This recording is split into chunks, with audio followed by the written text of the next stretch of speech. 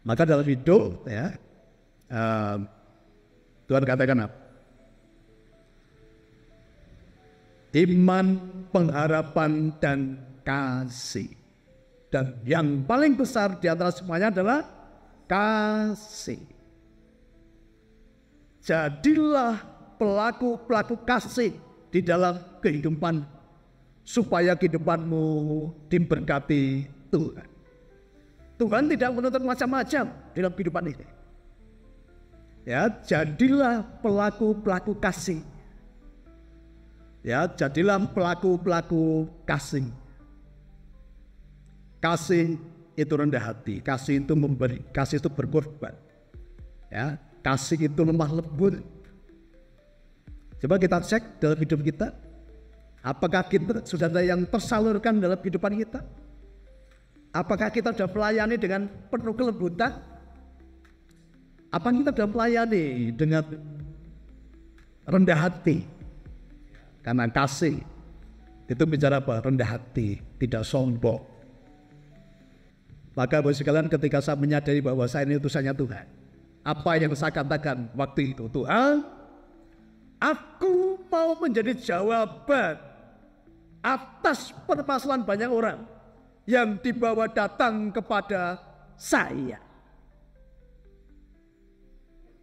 Tuhan, aku mau menjadi jawaban atas permasalahan banyak orang yang dibawa datang kepada saya. Apapun yang menjadi masalah di dalam setiap kehidupan umat Tuhan tadi, ketika utusannya Tuhan datang, masalah itu pasti clear. Karena apa? Yang datang adalah utusannya Tuhan. Gini apa nggih? Berani katakan, Tuhan, aku ini utusanmu Tuhan.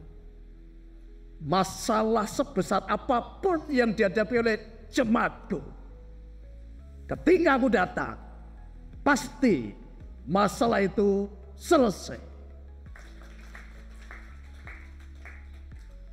Sadar nggak selama ini kita terlalu kecil, lingkup kita adalah pelayan. Karena kita sudah dibatasi tembok. Kita sudah dipasangi portal, banyak keterbatasan di sana. Maka dengan saya membuka rumah saya setiap hari, Bapak sekalian, ratusan orang datang untuk saya muridkan. Dari berbagai pulau, dari berbagai pelosok, dari berbagai suku, bahkan dari berbagai latar belakang keyakinan. Dan mereka mengikuti apa yang saya ajarkan, mempraktekkan.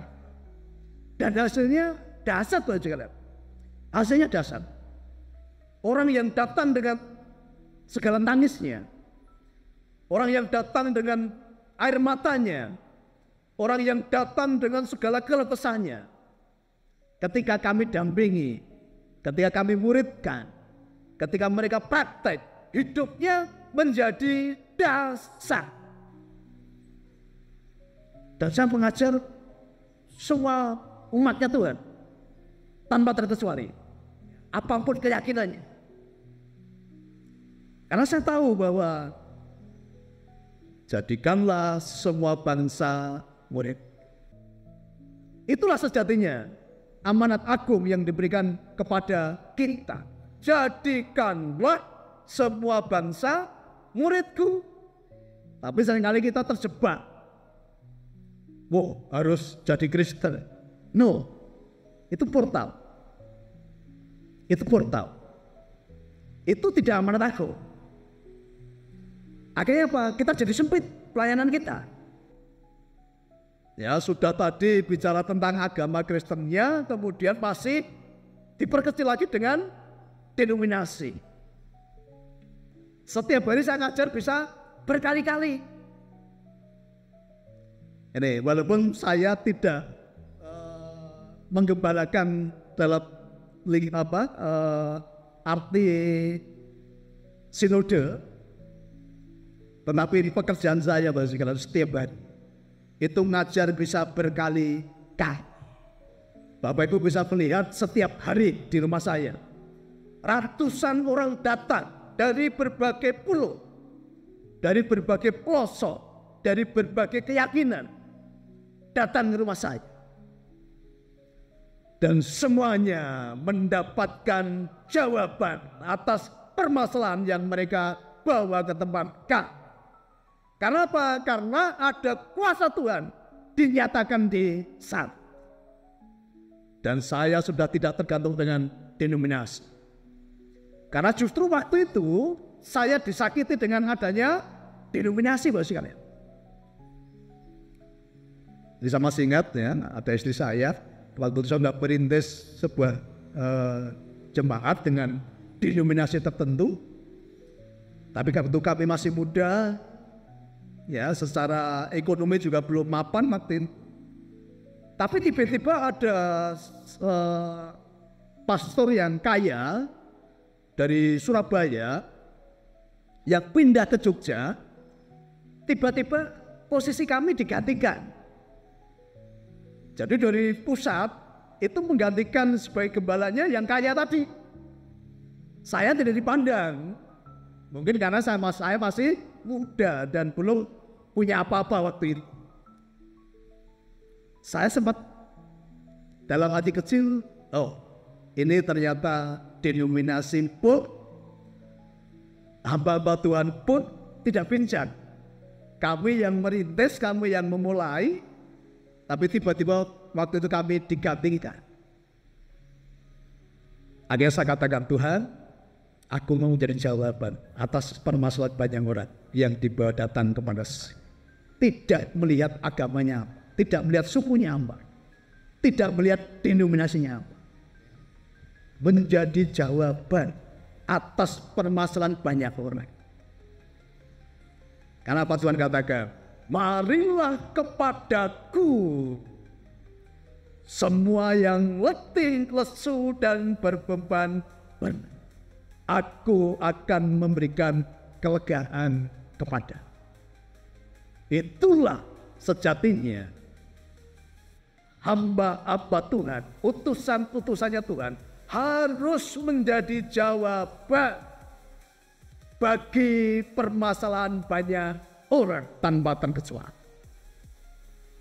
Terus sekalian, mungkin saat ini kalau bicara jemaat saya ini sudah 50 lebih. Dari berbagai pulau, dari berbagai pelosok, dari berbagai latar belakang, dari berbagai keyakinan. Lalu Tuhan katakan apa? Posisimu sudah di situ nih. Kamu sudah menggembalakan bukan hanya sekawanan Tuhan, tetapi sekawanan umatku yang tidak lagi terkotak-kotak dengan tembok-tembok denominasi dan agama.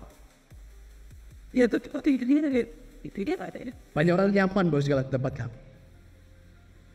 Bahkan kalau tidak dibatasi waktu, ya, itu mereka bisa berjam-jam ketika mendengar kami mengajar. Ya, bahkan kapan malam Sabtu kemarin itu sampai jam 12 malam.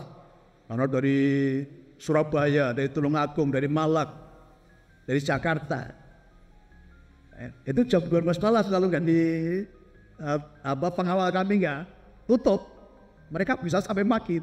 Ketika saya mengajar tentang kasih Tuhan tadi, nyaman mereka, dan mereka praktek ya. Sehingga kehidupan banyak orang diubahkan, Mas. Dan semua Bapak Ibu yang ada di tempat ini pasti bisa. Ada abangnya Pak Silaban ya, masih ingat saya. Ya, dulu pertama datang mobilnya apa Pak Silaban?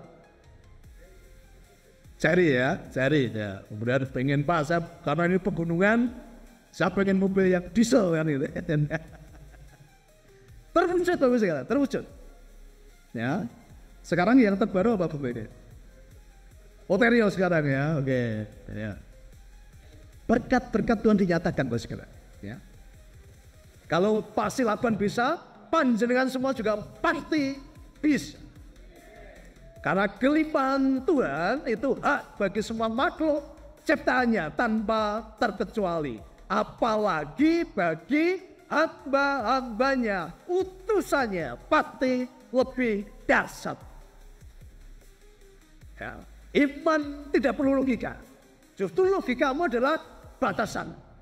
Belajar dari yang kecil tadi. Yang tua-tua tadi membawa semua itu. Apa dia pakai logika? Batasan itu. Maka kalau Bapak Ibu mengalami kedahsyatan dan mukjizat Tuhan dalam hidup, tanggalkan logikamu. Kami melayani jiwa-jiwa tanpa pamrih, tanpa lelah. Ya. Bahkan istri saya, Puniko, sampai saat ini masih melakukan doa puasa. Bukan untuk dirinya sendiri, bukan untuk kami. Kalau hidup kami sudah selesai dengan diri kami sendiri, bos kami. Tapi seorang Christine, istrinya Niko, dia mengambil waktu doa puasa 3 hari 3 malam tidak makan.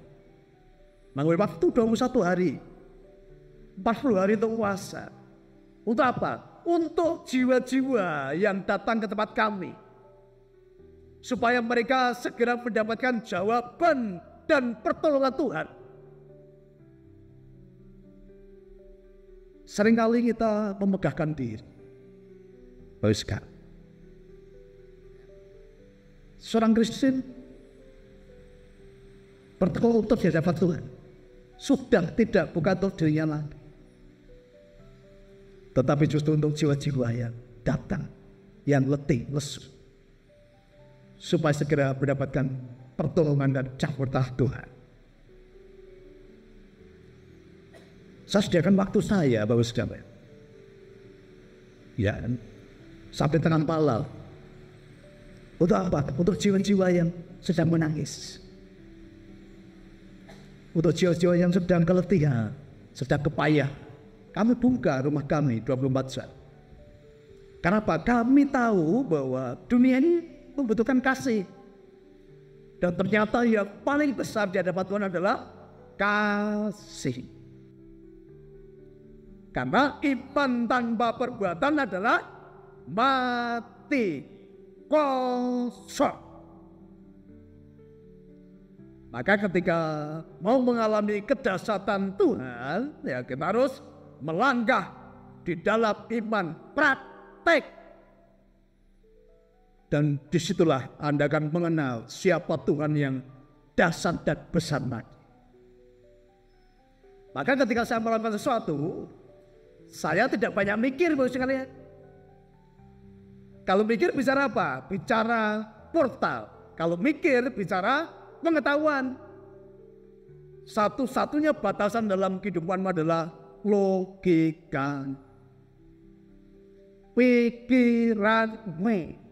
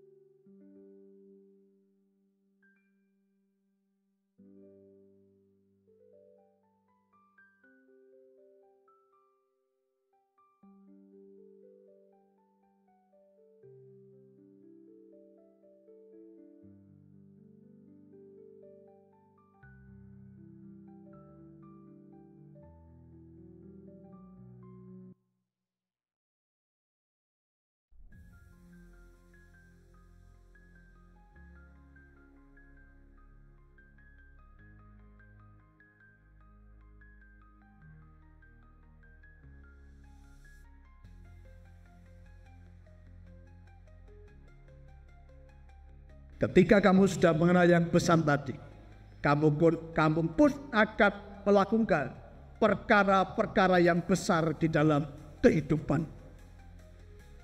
Maka pengenalan akan Tuhan ini jauh lebih penting. Kenali dulu. Gitu. Jangan-jangan ini Bapak Ibu semua belum ada kenal nih, baru setiap tahu ini ya. Karena kenal dengan tahu ini berbeda ternyata. Kalau tahu tidak akan bawa dampak, tapi kalau kenal pasti membawa dampak yang besar di dalam kehidupan. Maka kalau mau mengalami keajaiban dan mukjizat Tuhan, jangan pakai logika. Belajarlah dari anak kecil. Ya saya yakin kalau waktu itu jenengan datang juga gitu tadi, ya. Jadi aku bawa, nanti pas aku ngomong ora cukup gitu kan, ya. Tapi anak kecil tidak pakai logika, justru keajaiban Tuhan dinyat. Maka saya tidak pernah pakai logika, tetapi iman saya melampaui logika banyak orang. Iman saya bisa memindahkan gunung. Hati-hati juga ini selama ini kalau khotbah ya. Kalau punya iman biji sesawi, Bapak Ibu akan memindahkan gunung. Selama ini yang sering dipindahkan apa? Gunung-gunung pencobaan gitu ya, gunung-gunung masalah gitu ya. Makanya masalahnya muter di tempat jemaat.